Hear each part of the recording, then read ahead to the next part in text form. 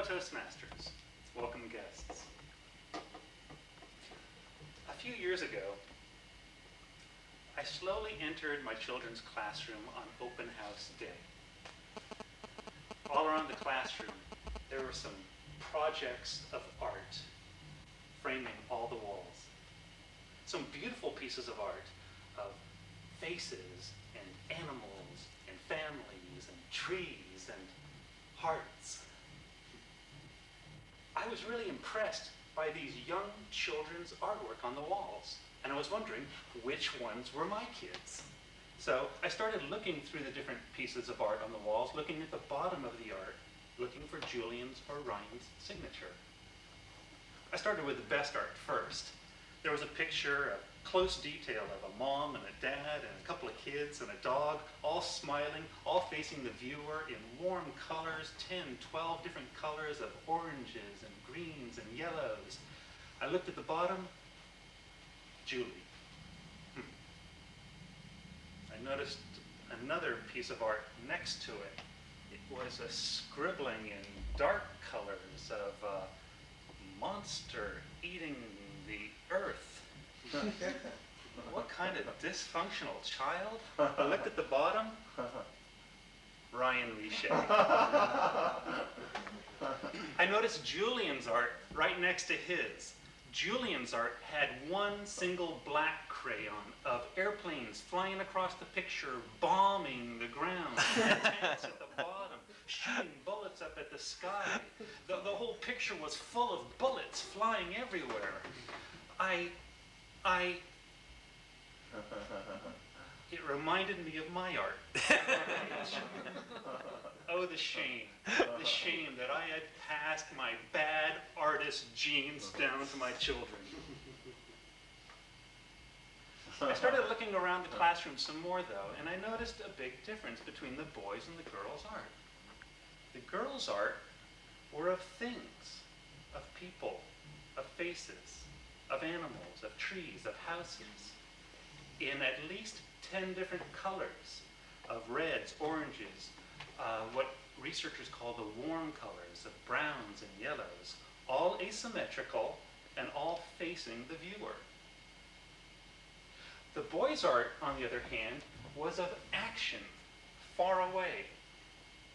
Some kind of action with the most 6 colors of dark colors like blacks, grays, blues. I was wondering, why is there such a difference between the boys' art and the girls' art? Are boys just psychopaths and need to be better artists?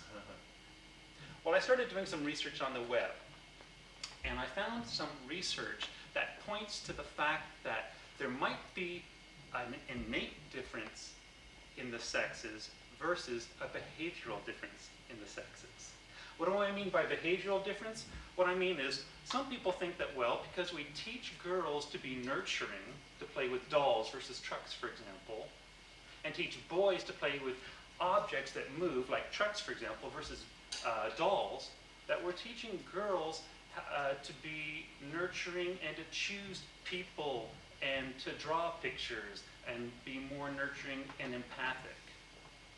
But in 2002, there was a study that was published in the Journal of Evolution and Human Behavior, which did show that girls chose dolls more than trucks, and boys chose trucks more than dolls. But the fascinating thing about it was, it wasn't just humans, it was all primates. A second study that shows that maybe kids are hardwired differently was performed in 2002 by researchers at Cambridge University. They were wondering why, as previous studies had shown, are girls and women better at distinguishing facial characteristics than boys and men? Is it behavioral? Or perhaps is it hardwired into the boys and girls? So they decided to study babies before they could be behaviorized. They studied newborn babies on the day they were born. And it was a simple study.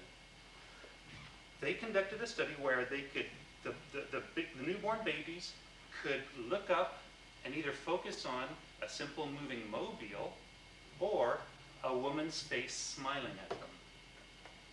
And on the day that they were born, the differences were staggering. Boys looked at the mobile, and girls looked at the woman's face. As a matter of fact, the differences weren't even close. The boys were twice as likely to look at the mobile than the woman's face. Why is this? Well, even more recent research, and just a couple of years ago, they found that the sex differences in the eye can explain the differences in the different artwork and in the dolls versus the trucks and in choosing the face or the mobile.